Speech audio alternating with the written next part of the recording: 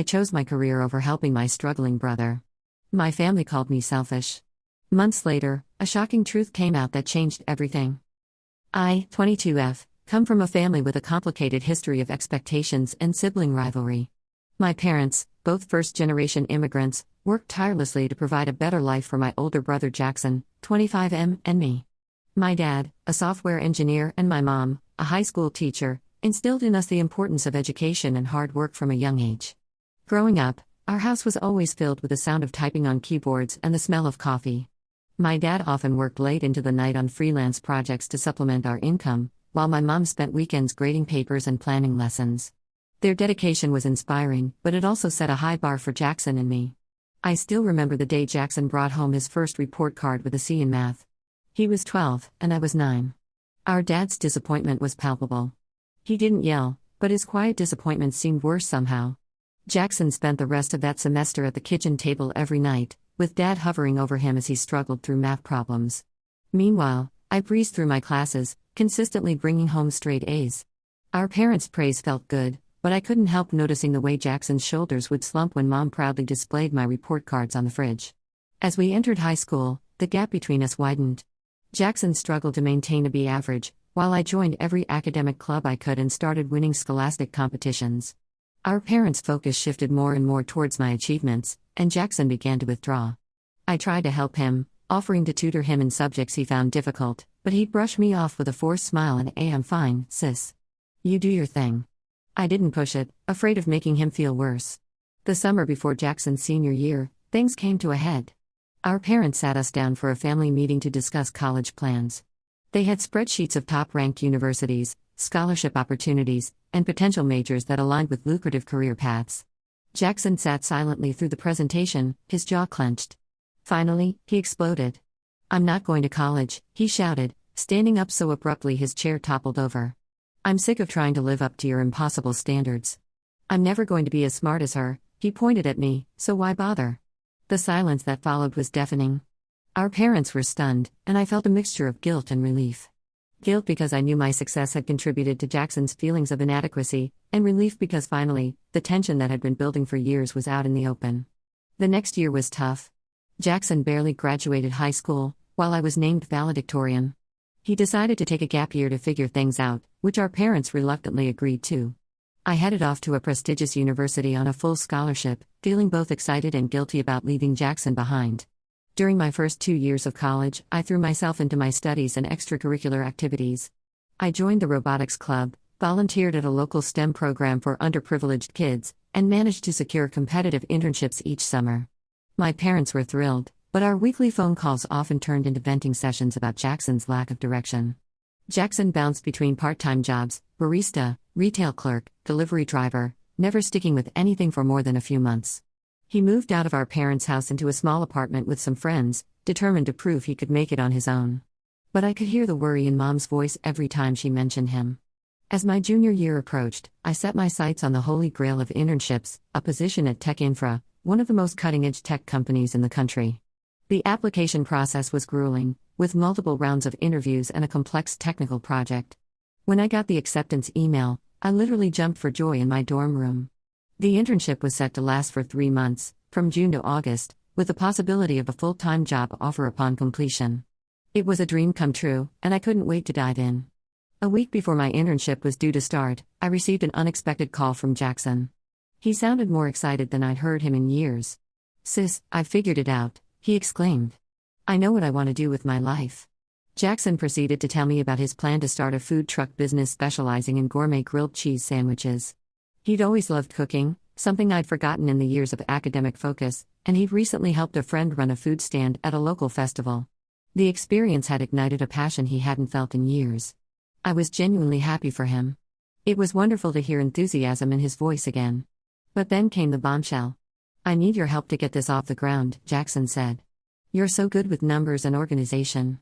If you could postpone your internship and spend the summer helping me launch the food truck, I know we could make this a success." My heart sank. I wanted to support Jackson's newfound ambition, but the thought of giving up my internship made me feel physically ill. This was a once-in-a-lifetime opportunity that could set the trajectory for my entire career. "Jackson, I don't know if I can do that," I said hesitantly. This internship is really important to me. But maybe I could help you remotely, or on weekends? There was a long pause on the other end of the line. When Jackson spoke again, his voice was cold. Right. I should have known better than to ask. Wouldn't want you to sacrifice your perfect future for your screw-up brother. Before I could respond, he hung up. I sat there, staring at my phone, feeling like I'd been punched in the gut. The next few days were a whirlwind of calls and texts from my family. Jackson had told our parents about his plan and my refusal to help.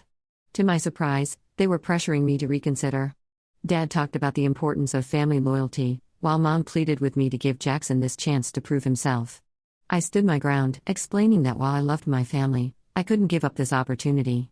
I reminded them of how hard I had worked to secure this internship and how important it was for my future.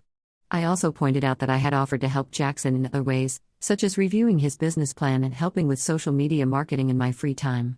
The situation came to a head during a family dinner the night before I was set to leave for my internship. The tension in the air was thick enough to cut with a knife. Jackson barely acknowledged my presence, pushing his food around his plate without eating. Finally, Dad cleared his throat. "Have you reconsidered your decision?" he asked, his tone making it clear what answer he was hoping for. I took a deep breath. "I'm sorry, but no. I can't give up this internship. It's too important for my future." Mom's eyes filled with tears. "But what about your brother's future? Don't you care about that?" "Of course I do," I exclaimed. "But I can't put my life on hold every time Jackson decides to try something new. I've offered to help in other ways, but I can't give up this opportunity." Jackson stood up abruptly, his chair scraping loudly against the floor. "Don't bother," he spat. "I don't need your charity. I'll figure it out on my own, like I always have too." He stormed out of the room, slamming the door behind him. Dad looked at me with disappointment etched on his face. "I thought we raised you better than this," he said quietly. I left for my internship the next day with a heavy heart. As I boarded the plane, I couldn't help but wonder if I was making a huge mistake. Was I being selfish? Should family always come first, no matter the cost to personal goals? But as the plane took off, I also felt a sense of excitement and anticipation. I had worked incredibly hard for this opportunity, and I was determined to make the most of it. So, Reddit, Ida for refusing to give up my dream internship to help my brother? Update 1, it's been about a month since my original post, and to say a lot has happened would be an understatement. First, I want to thank everyone for their support and advice. Your comments helped me stay strong in my decision, even when things got tough. The internship at Tech Infra has been even better than I imagined. The work is challenging and exciting, pushing me to expand my skills in ways I never expected. My team is working on a project involving AI integration in renewable energy systems, and I've been given substantial responsibilities. Last week, my supervisor pulled me aside to tell me that she's impressed with my work and that I'm on track for a potential job offer at the end of the summer. It's both thrilling and terrifying to think about. As for my family situation, things have been complicated. Jackson went ahead with his food truck plan without my help. He managed to convince our parents to invest a significant amount of money into his business. They dipped into their retirement savings, believing this would be Jackson's turning point. I found this out during one of our now weekly family video calls, and I couldn't hide my concern. Dad brushed off my worries, saying they believed in Jackson's vision. Mom looked less certain but stayed quiet. Unfortunately, things aren't going as well as they had hoped. Jackson is struggling with the realities of running a business. He's having trouble with everything from obtaining the necessary permits to managing inventory. The few times he's managed to set up shop, the response has been lukewarm at best. It turns out that while Jackson can make a decent grilled cheese, he hadn't considered the fierce competition in the food truck industry or the importance of having a unique selling proposition. About 2 weeks ago, I received a frantic call from my mom late one night. Jackson had a meltdown after a particularly bad day of sales. He had parked his truck at a spot he thought would be busy, but barely anyone showed up. To make matters worse, he had overestimated his inventory needs and ended up with a lot of spoiled food. Mom said he came home, threw his apron on the floor, and broke down crying, admitting that he was in over his head and didn't know what to do. I felt terrible about the situation. Despite our recent conflicts, Jackson is still my brother, and it hurt to hear how much he was struggling. But I also couldn't help feeling a bit vindicated. If I had given up my internship for this, I would have been in the same boat as Jackson, with nothing to show for my summer. I offered to look over Jackson's business finances and marketing strategy during my next free weekend. I thought maybe my analytical skills could help him identify areas for improvement. However, when I mentioned this to Jackson during our next family call, he lashed out at me. "Oh, now you want to help?" he snapped. Now that my business is failing, you swoop in with your fancy internship brain to save the day? I don't need your pity or your know-it-all advice. His words stung, but I tried to remain calm. Jackson, I'm just trying to help.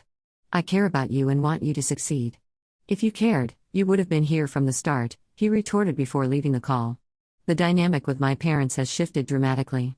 They're now praising my decision to stick with the internship and have been asking me for advice on how to minimize their losses from Jackson's venture. It's a complete 180 from their attitude at the beginning of the summer, and while part of me appreciates their recognition, it also feels uncomfortable. Their pendulum swing between Jackson and me, always favoring whoever seems to be doing better at the moment, is starting to feel manipulative. This shift has only made Jackson more resentful towards me. He's barely speaking to any of us now. According to Mom, he spends most of his time in his room when he's not out with the food truck, which he insists on continuing despite the mounting losses. I'm starting to realize that our family has some deep-seated issues that go beyond this summer's events. The way my parents have ping-ponged between Jackson and me, always putting pressure on one or the other, isn't healthy. And the competitiveness between Jackson and me that I thought we had outgrown is clearly still there, just below the surface. The hardest part is feeling so helpless. I'm hundreds of miles away, trying to focus on my internship while worrying about my family falling apart. I've started having trouble sleeping, often lying awake at night wondering if I made the right choice. But then I go to work the next day, dive into my project, and remember why I fought so hard for this opportunity. For now, I'm trying to maintain a balance. I'm focusing on my internship and the opportunities it's providing me, while also keeping lines of communication open with my family. I've decided to limit my communication with them to once a week to maintain my sanity. It's not an ideal solution, but it's allowing me to concentrate on my work and personal growth. I've also started journaling to help process my emotions. Writing down my thoughts and fears has been therapeutic, helping me gain perspective on the situation. I'm realizing that while I love my family, I'm not responsible for fixing all their problems. I can offer support, but ultimately, Jackson needs to find his own path, and my parents need to learn healthier ways of dealing with their children's different journeys. I'm not sure what the future holds for my family. There's clearly a lot of hurt and resentment that needs to be addressed. But I also hold on to hope that we can work through this eventually.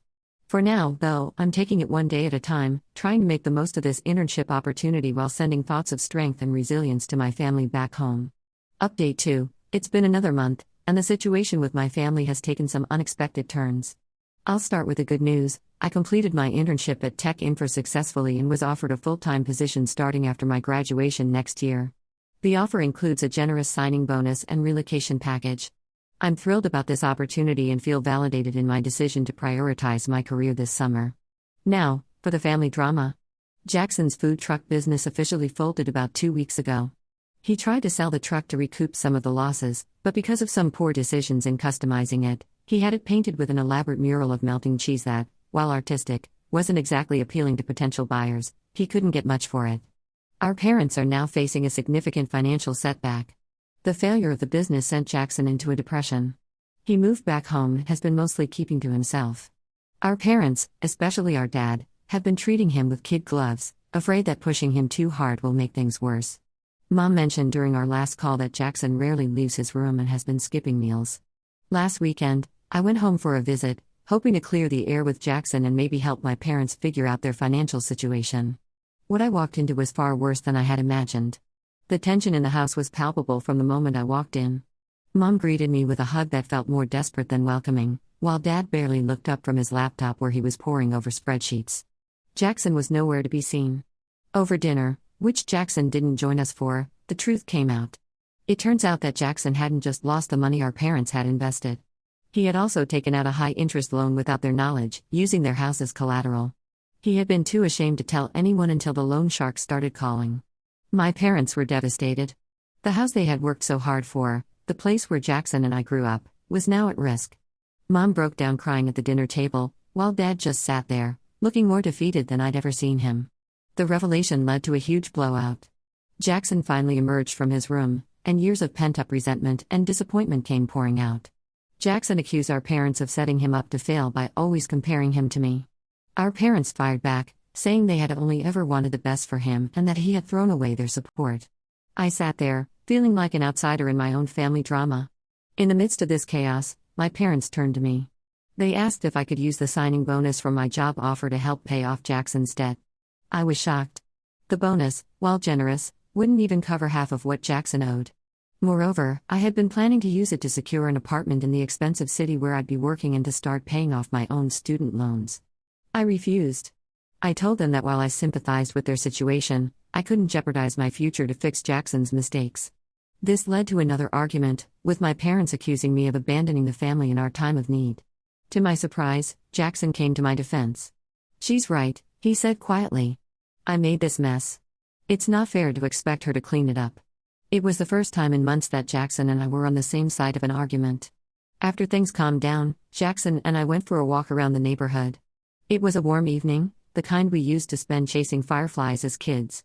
As we walked, Jackson opened up about feeling like a failure his entire life, always being compared to me. He admitted that the food truck idea was a desperate attempt to prove himself to our parents and to me. "I thought if I could make it work, maybe I'd finally be worth something in their eyes," he said, kicking a pebble down the sidewalk. "But I just screwed everything up even worse." I shared my own insecurities, the pressure I felt to always be perfect, and how lonely it sometimes felt at the top. "I know it might not seem like it," I told him, "but your struggles made me feel like a fraud sometimes. Like if people knew how hard I had to work to maintain my grades, they'd realize I wasn't actually smart. We're not okay, far from it." But this conversation felt like the first step towards rebuilding our relationship as siblings, separate from our parents' expectations and comparisons. As for our parents, they're meeting with financial advisors to figure out how to deal with the debt without losing their home. I've offered to help in ways that don't involve giving up my signing bonus, such as researching debt consolidation options and helping them create a budget. This whole experience has made me realize how dysfunctional our family dynamics have been. We all have a lot of work to do to heal and move forward. For now, I'm maintaining some distance while still offering support where I can. It's a delicate balance, but I'm hopeful that we can eventually build healthier relationships with each other. Update 3. It's been 6 months since my last update, and a lot has changed. I've graduated college and started my new job at Tech Infra. The work is challenging but rewarding, and I'm grateful every day for the opportunity. I've been assigned to a project developing sustainable energy solutions, which feels meaningful and exciting. As for my family, we've been through a roller coaster of emotions and events. After my last visit home, my parents finally realized they needed professional help to deal with their financial situation. They worked with a financial advisor and a lawyer to negotiate with the loan sharks and save their house. It was a close call, but they managed to work out a payment plan that, while strict, allows them to keep their home. The process forced my parents to confront their own role in enabling Jackson's behavior and their unfair treatment of both of us over the years. They've started attending family therapy sessions, which has been eye-opening for everyone involved. Last month, during a group session I attended virtually, Dad broke down and apologized for the pressure he'd put on both of us. It was the first time I'd ever seen him cry. Jackson has made significant strides. After hitting rock bottom, he decided to enroll in a vocational program for automotive repair, something he'd always been interested in but never pursued because it didn't fit our parents' vision of success. He's thriving in the hands-on environment and has already lined up an apprenticeship for when he graduates. Our relationship as siblings has improved dramatically. We've been having regular video calls, catching up on each other's lives without the constant comparison and competition that used to define our interactions. Last month, Jackson even visited me in my new city. We spent the weekend exploring, trying out local restaurants, and even went to a comedy club. For the first time in years, I felt like I had my brother back. My parents are working on rebuilding their retirement savings. They've apologized to me for trying to pressure me into using my signing bonus to bail out Jackson. They've also apologized to Jackson for putting so much pressure on him to follow a path that wasn't right for him. It's been a humbling experience for them, but I think it's making our family stronger. As for me, I've learned a lot about setting boundaries and the importance of open communication. I'm no longer afraid to express my feelings or disagree with my family when necessary. I'm also learning to celebrate my accomplishments without feeling guilty about doing well. We're not a perfect family, and we still have our struggles. But we're learning to support each other in healthier ways. I'm proud of how far we've all come, and I'm cautiously optimistic about our future as a family. To everyone who supported me through this journey, thank you. Your advice and encouragement helped me navigate one of the most challenging periods of my life. Here's to continued growth and healthier relationships for all of us.